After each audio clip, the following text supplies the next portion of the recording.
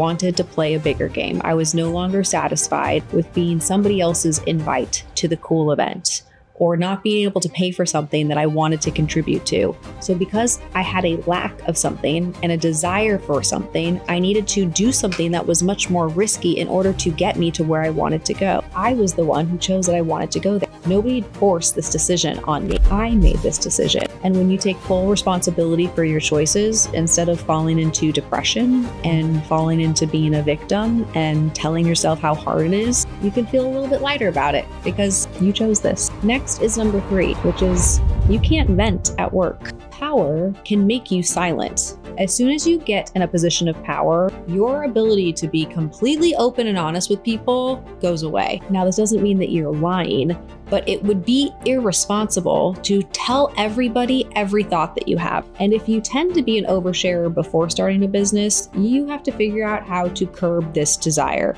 because people don't need to know every thought. If you're worried, if you're frustrated, if you're concerned, if there's a problem, they should never see it. I tell myself often, never let them see you sweat. There's only a handful of people that get to know when I'm frustrated, when I'm stressed out, because it is entirely inappropriate to confide in your team members. You might think that you should talk to your family to vent, or maybe your friends. What I ask myself is, why do they need to know my problems?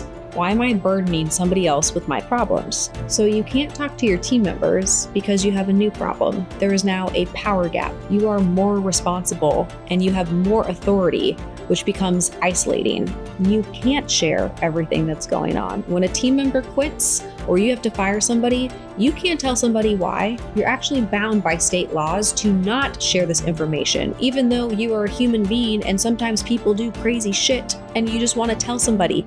You can't. This idea of venting has to be reorganized as you take on greater responsibilities, because venting to the wrong person can compromise your team's cohesion, and it can compromise your judgment, and it can compromise your results. So if this power gap exists with your team, you can choose to seek others, either peers, coaches, or mentors, who you can vent to. But before you just go off finding people that you can vent to, let me just ask you this question. Why do you need to vent? Is there something that somebody can help you with? Do you just want someone to listen to you? Do you want them to understand you? Like, what is the reason that you need to tell somebody about your problems? Sometimes this is just so habitual. Think that you need somebody to listen to you when it's not actually helpful because they then give all of their limiting beliefs onto you.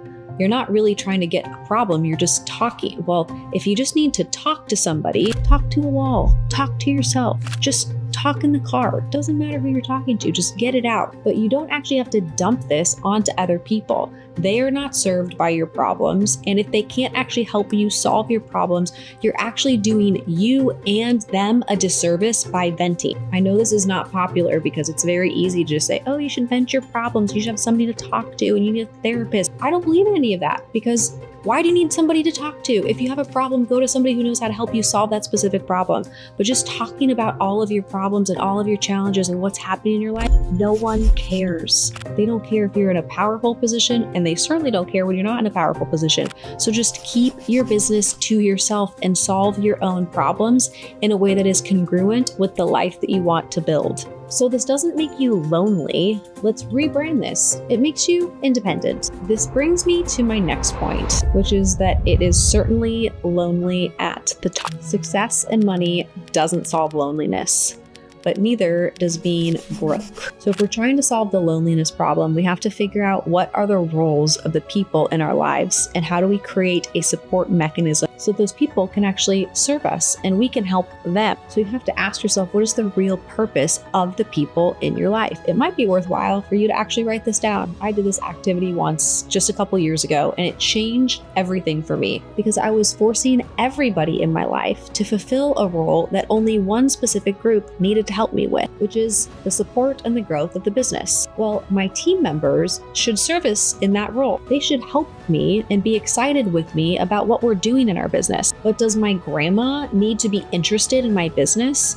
Not necessarily. My grandma can be interested in giving me comfort and support and love, and we can reminisce about old times. That's the purpose and function of my grandma in my life. It's not to keep me accountable and keep me going and inspire me to drive my business forward. Similarly with my friends. wanted to play a bigger game. I was no longer satisfied with being somebody else's invite to the cool event or not being able to pay.